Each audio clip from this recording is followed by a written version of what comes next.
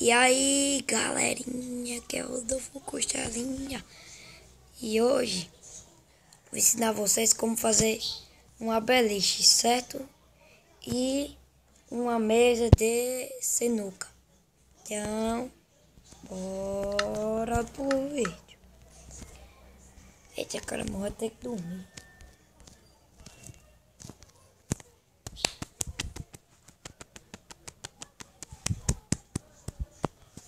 Agora, vocês vão pegar a argila.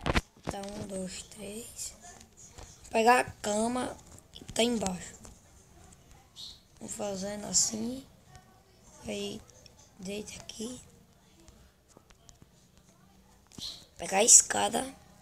Subir. E vamos botar assim, 2 blocos. Porque quando você for subir, ó. Deitar pronto.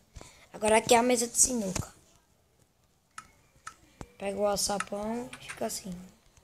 2, 3. 1, 2, 3, 4.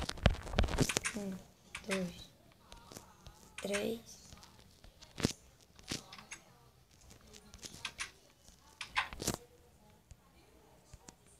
4. Vou pegar as placas.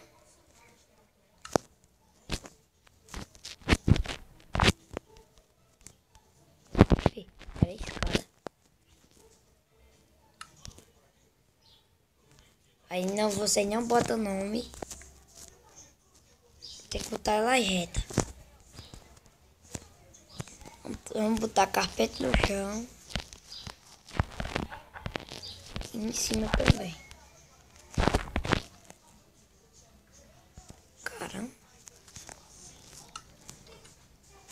Vamos botar aqui.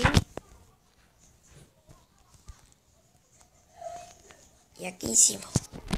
2 mesas de sinuca e uma beliche. Pronto. Então, galera, esse é mais um vídeo de hoje. Tchau.